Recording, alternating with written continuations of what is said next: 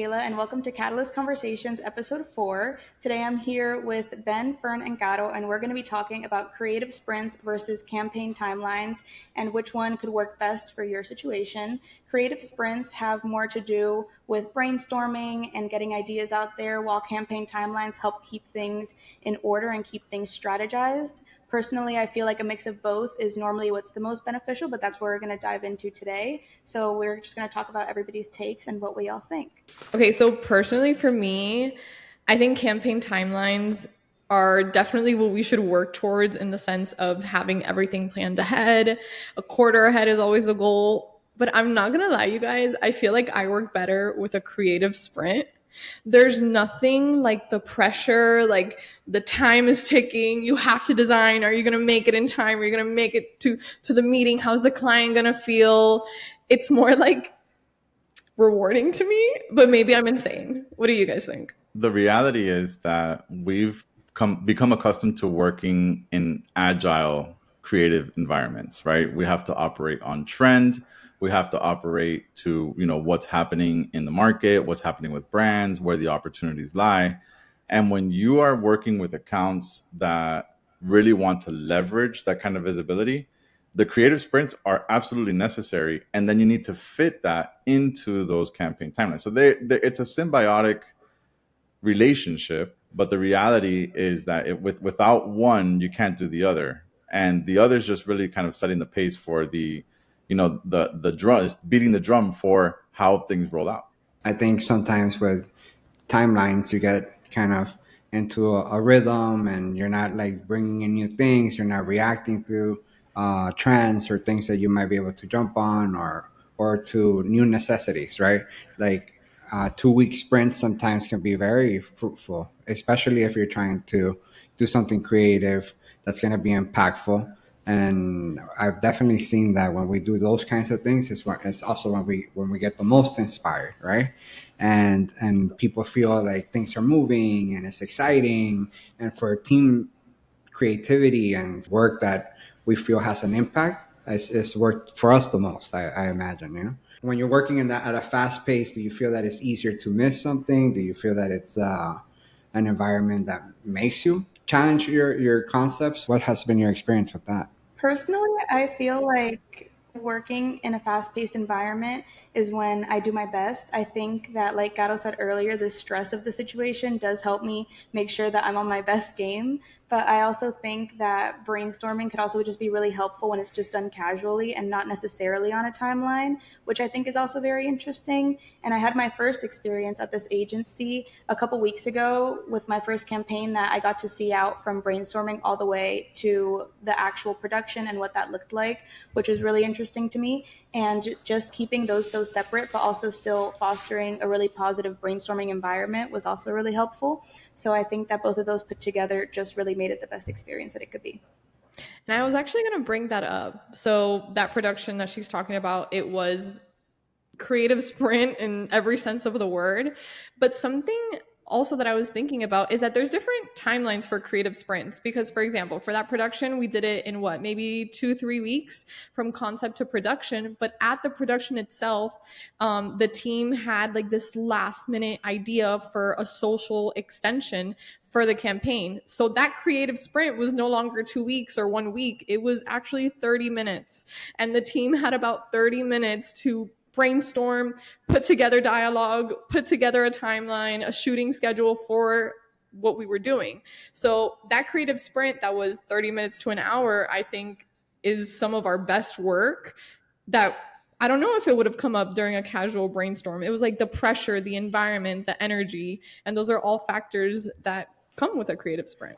And I want to show a picture here of when you guys were in that process, because we actually captured that, and it was great because we're sitting on this sectional sofa, everybody's going back and forth, everybody has their laptops open, and in the span of 90 minutes, with the client present, we're sitting there and saying, hey, we want to do this and this and this and this, and the client has the buy-in and they see us in action. And I think that that's really the advantage of the sprint, because sometimes creativity is one of those things that comes from inspiration, right? And it's not something that you just pull out of thin air. Yeah, we train in order to have our processes in order to spark creativity, but the actual creative process is always driven by some kind of inspiration. So when I saw everyone collaborating in that fashion, and I see these exchanges of ideas going back and forth, and you guys are going through this process, the timeline there wasn't so much about a campaign, but how much time did we actually have with the production crew to be able to run some of these extensions, right?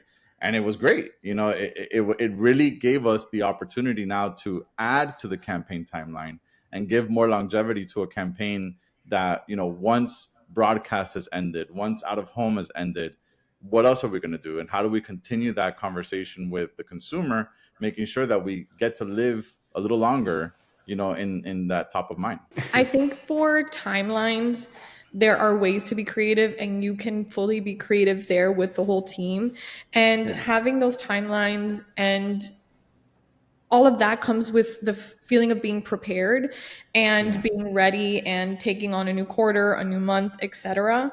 The creative sprints come from what Ben likes to call brain blasts and sparks of inspiration. When we see a trend or we have this idea that just came from doing something as part of the timeline, that you could be like, hey guys, this just came to me and I think we should really run with it because of XYZ. And like you were saying, Fern, now that sprint becomes part of that timeline. And I think that's where the magic happens. Well, now, you but can't do you feel like, always like have you sprints. have, but do you moderate the amount of sprints that we should be doing in order not to burn out your team? Like, I don't think you should rely on sprints. okay. Well, but that's what I was going to say. Like, they're not idea dumps, right? Like, you're not just trying to throw everything at the wall to see what sticks, right? It's really there is a process. There's a planning process where where everybody already knows more or less what the brief was, and how we're going to grow from that, what the channels are, what the execution is, what the life of the campaign is supposed to be, what the objective of the campaign is. And with that in mind, you can go into a sprint very quickly, but the reflection period that comes in right after that is really the important part, to make sure that it's still in line with that initial brief, right? The reason that we're talking about this is because we feel a lot of times that's completely, just disregarded, that creative part, right? People jam into a conference room, they sit there, they talk ideas, they get into these elaborate discussions on why this will work, why this won't work. And instead of just focusing on trying to get out great ideas that can become, like campaigns on their own as part of extensions, they focus on like, well, how is this going to get us, to X number of visibility? Like, this really has to be a great spot that's going to win an award. And it's not really so much about the award all the time. Sometimes it's just about like doing really fun stuff. And that's something that we got to do over and over and over again.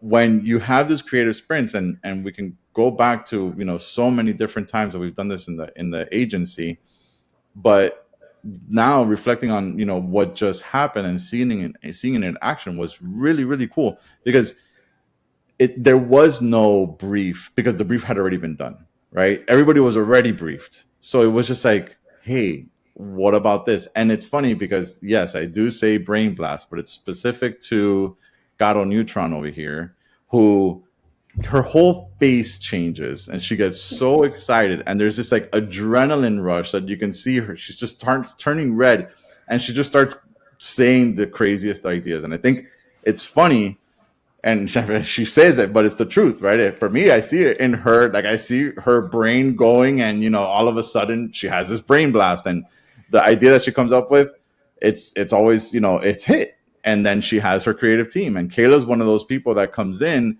and she just starts adding to it. And then you see this conversation going back and forth, and then Maria jumps in, and Diana jumps in, and Miguel jumps in, and all of a sudden, you have this strategic creative team going back and forth on these ideas, and it worked. It was something that was really, really fruitful in terms of using creative sprints to have a better outcome. Yeah, I think it's definitely something that, if you have a stalled process too, like brands that are kind of like just kind of like stuck into a rhythm, and you kind of feel like you need a refresher. I've seen it for us, at least, where it has worked really well is when we feel like we have to change the conversation, right? Or we need something fresh. We need to move something along where we feel like, hey, we need to deliver something. We need our clients to and our the consumer of our clients to kind of see something new for us. So sprints for us in that regard have also worked really well, right? So I've seen it with uh, just recently with a few of our clients that obviously planning for the last quarter and feeling like we needed to do something more than the usual stuff that we're kind of putting out and doing these sprints now at the end in the last actually in the last couple of weeks, and the acceptance was great. So I think that for agencies that feel that they have customers or clients that are kind of stalling, this is definitely something they should consider, you know. Yeah, I want to toss it to Kayla for a sec so she could talk a little bit more. Yeah, we had that creative sprint at the production, but I want her to talk about how we were prepared for something else. I think that during the production, mostly what we were aiming for was kind of a piece of slightly longer form content. So I think that's definitely what I went into it thinking, and this was my first production, so I kind of had a one track mind for it. But as it kept going on, I think I really realized how much you can do in the moment. And I think that a lot of the time, too, when it's something that you're planning so hard for, like a campaign or like trying to just get your point across in a certain way, it's very easy to just stay on that. But I really found that deviating from that was really helpful. And I really do owe it all to everybody at the agency because I feel like, kind of how Ben said, and going back to his point on creativity, I think that a lot of that comes with just feeling comfortable and just feeling willing to open up your mind and just give ideas and just see what they think that might align with the client, or maybe trying again and seeing what works. So I really just wanted to ask also Ben and Fern, specifically as co-founders, how do you feel that you've been able to lay that out in the company, or are there any challenges that you might have faced, and how do you get past that to just make sure that brainstorming could be as efficient as possible whenever it comes?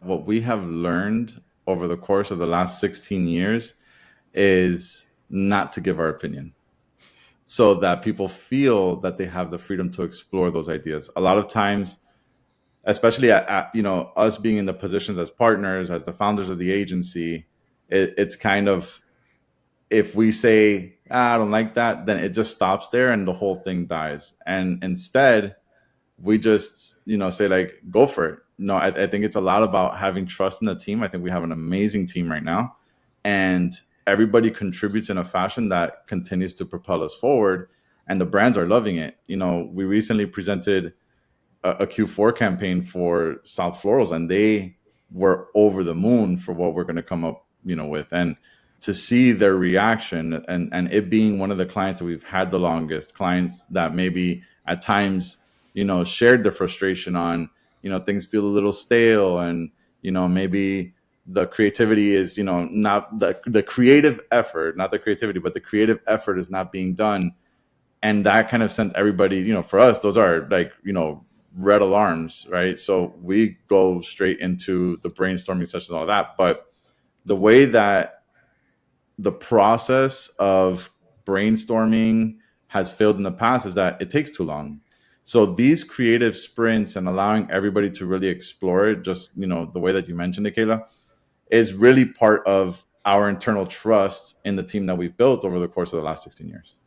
But how do you feel that in the same way, kind of selecting people for the team or teaching different team members about timelines and how to stick to those after the brainstorm is already done? Because I know personally that's what I struggle with the most, is just kind of the rigidity of it. So how do you feel that? I know that Ben, you also lean more creative. So how do you feel like just having different members doing the more timeline centered things has ended up working out, and how'd you get there? I think that's just a coordination of the team. I really tap Gato for that, because she's been, kind of critical in that process and making sure that things get done within the timelines that they need to be done. Sometimes that means we work late. Sometimes that means we work on a weekend. Sometimes, I'll jump on Rome. Shameless shout out to Rome, best app ever. But I'll jump on Rome by accident on a Sunday at 9 p.m. and guess who's on? We'll see Caro, we'll see Pedro, we'll see Fernando, we'll see Stephanie. And, it's one of those things that, like, damn, like, people care, people really care about what we're doing and the fact that we need to get it done within that time. And I think also to that point, something that makes me think about is also that you have to be, for it to work too, there's a certain type of personality of the team that you should put in these kind of high pressure environments. And maybe Caro can talk to that because she leads our creative team Tell as them far about the as catalyst, Caro. Tell them yeah. No, about the catalyst. I think so much about what is the personality that you think thrives in that kind of pressure. I think when you have a team, you learn everyone's strengths. And again, we all have strengths, some stronger than others. So being able to see what people, number one, are good at, but also like to do. I think that's always been very big for me. And I've told Ben, I don't know how many times, I think it's very important for people to enjoy what they're doing and not see it so much as like a chore. I think with having a team, like for example, my direct team when it comes to creative are Kayla, Maria, Diana, and then we have the designers. I always look at Maria, Kayla, Diana to help me plant my seeds. So I give them an overarching, Ben is laughing because he taught me this analogy. I give them my thought starters and I'm like, this is where I want the direction of the campaign. Now, if you feel like we should go in another direction, let me know. I always try to make it very collaborative, but make sure that we hit this objective, right? So if you propose to me another direction, that's fine. Just make sure we're hitting the same objective. Now, I give that to them and I tell them to brainstorm. I always give them a couple of days because I know that nothing good happens, talking about creative sprints, in those like first 30 minutes that you give somebody like, oh, have an idea, that doesn't work. Your best ideas come when you log off, you're walking, something inspires you, you're in the shower, you're about to go to sleep, you see a commercial, things trigger that. So I always like giving them a couple days. And I say, okay, let's say I give it to them on Tuesday, Thursday, end of day. You guys are going to present to me as a team these 3 ideas. What are we going to do? And I feel like I've seen them come out of their shell a lot, and giving them that confidence to know that their input is valued is where it's at least here at BG. I think letting everybody know that it doesn't matter what you do or how you do it, but that your idea is valued and that everything that you say we take into consideration. If you have an idea and that's the idea, we always go with that. There's no ego here ever. So seeing them come out of their shell and being able to work together has been really rewarding on my end. And with timelines, I feel like we have gotten a lot better with like being able to get things on time because we were always stuck in the brainstorming phase. But now it's like, okay, no, we're going to put this meeting on the calendar and you guys are going to present it. And then we've been bringing it to life pretty well recently, I will say. It's something you said there that resonated when you said, in 30 you can't do something in 30 minutes, and I think that's also a true statement when it comes like what can you do in 2 weeks, right? Like you can have explosive ideas that have an impact, but brand strategy, long-term creative strategy, long-term ads, your advertising strategy, or the way you're trying to position your brand, it's a long-term play. So timelines there obviously play a bigger role, right?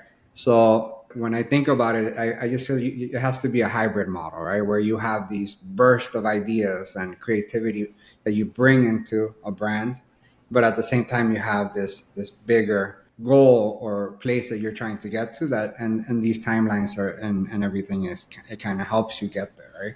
I want to ask Kayla a question, right? So you're like on the front lines essentially, right? You're the one who is getting this brief that comes from the client through me or Fern or Steph, and then gets to Caro, and Caro dissects it and then passes it off to you, and it's like, okay, you have a couple days, right? Yeah. What's your experience like? Talk to us about that process. Talk to us about what you're feeling, what you're going through. You're the one who wrote the blog on creative sprints versus campaign timelines, right? Like you give us that frontline experience.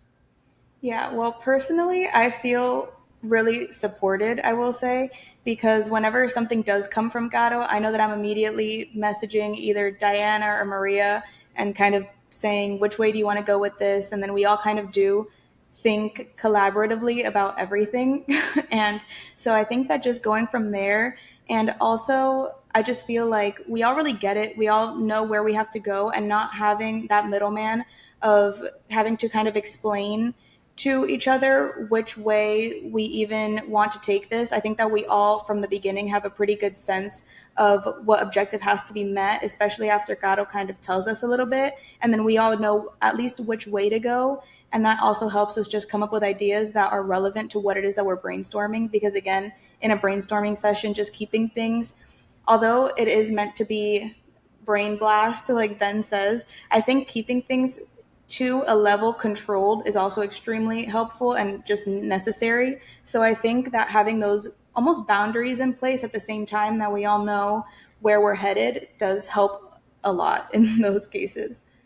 And it's crazy because, obviously there's a huge generational gap here, which is hard for me to say because I don't feel like I'm that old, but you guys make me feel really old. No. And when we start talking about your generation, like we're used to being in a room with post-its and index cards and like printouts and pinning things to walls, and we don't see that anymore, right? Like you guys are just sitting there on a sectional, going back and forth, showing each other TikToks like that, and then all of a sudden you're in production, with a camera guy in front of a backdrop, and you're having these actors do all these for me, a creative sprint is kind of not natural because that's not how we came in this generation. That's not how we were developed, right? But to hear that you feel that support and you feel like you're getting that direction to be able to do it in that in that way and still come up with the output that would have taken us extra time to do because of our methodologies, you see the impact that it has, right? So is there a breakdown in the brainstorming process that you see that is a disadvantage over the creative sprints?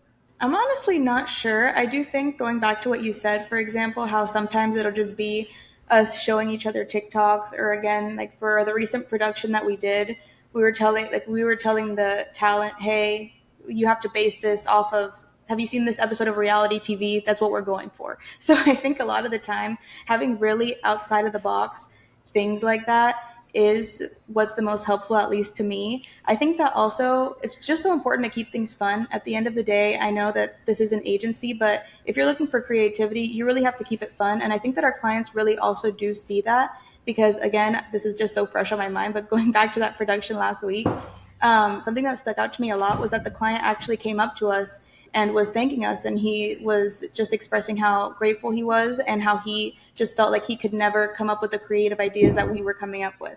And at the end of the day, that's what we're here for, is just coming up with an idea and executing it. So I think just hitting the nail on the head in that way and just having the client directly appreciate the work that we're doing has just been really helpful, especially when sometimes our ideas really are out of the box. I think that just making sure that we're still hitting that objective was just really fulfilling in that way. I want to touch on this because I think it's so important in the creative process and maybe it doesn't happen enough. And I know that agencies and brands and within the marketing departments are they can sometimes be toxic environments, right? But you said something that I personally put into practice a lot, and I know that Gato puts into practice a lot, which is like showing gratitude, right? And you just mentioned like the client came to you and was like, thank you, and like made it a point to really go out of his way to show you gratitude for your creativity. Like, how did that make you feel, and what kind of impact do you think that has in nurturing your career? Well, I'm just starting out in my career, so I think that it was honestly extremely helpful. I think also I didn't necessarily expect that in a way. I've never communicated directly with a client because, again, normally that'll go through Ben or through Gato, and then it'll get filtered and then get down to me. So I think that something like that was extremely helpful, especially just because sometimes you go into an idea and everybody thinks that their idea is the best idea originally, but I really do believe that overall BG has a sense of best idea wins, kind of like Otto said earlier. So once we all set our mind on something and decide, okay, we really like this idea, I think that we all really like the idea and we feel really passionate about it. So I think I sometimes get worried that that might not get translated to the client because, again, I don't speak with them directly. But when I had something feasible and someone actually was coming up to us and talking about how they really appreciated it and how they felt that they could never come up with an idea like that, I was thinking about that more self-critically maybe before, saying, oh, like they would never think to do this. Why would this be a good idea? But at the end of the day, I feel like having the faith just in the team overall and just in all of our ideas really did pay off. So I think having an experience like that so early on was just like extremely helpful for me. Honestly, yeah, it was a great feeling for me too, Kayla. I'm not gonna lie. I've been doing this for I don't know how long, and I was like, wow. Yeah, we were sweating. I was sweating. I was like, oof. What's really funny is that like Fernando's like, man, the creative sprints, like I don't really know a lot about that. Like I don't know, but Fernando's like one of the most, like if anybody in this agency has brain blasts, it's Fernando, right? Like Fernando comes out with these ideas sometimes that you're like, and I think that he has an even more interesting perspective when it comes to creative and the application of creative, because he's dealing with the media and he's dealing the media side of things, and he's dealing specifically with looking at the data and looking at what works and what doesn't work, right? So from your perspective, Fernando, right, and hearing what they're talking about in terms of the way that they approach a creative and the things that are important to them as they're going through those creative processes, what do you feel aligns with the things that you see when you're getting this creative or when you're involved in the creative discussions and you're thinking about the media?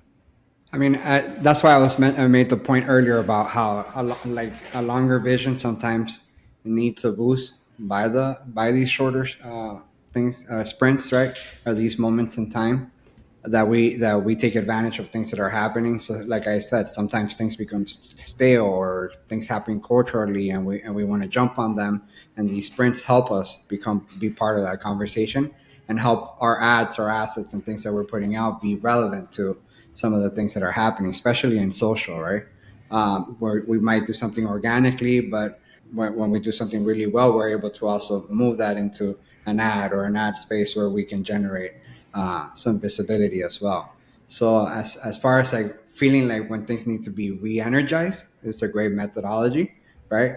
That we get from the teams and a good output. So it's I see it in that aspect, right? So And you reminded me of something that we try to talk about a lot in all of our podcasts, which is the importance of the consumer journey and all of the consumer touch points, right? And we planned out a campaign and we talked about so many things, and they saw an opportunity to create another touch point within that journey for this campaign. And that is key, because that's really what we talk a lot about here at the agency, which is that accelerated transformation, right? And what is that accelerated transformation, and how quickly can we help build that momentum, and where do we create that catalyst event? So all of those things, and the way that everybody approaches things to make sure that we're doing that consistently without the barriers in the way to stifle that process.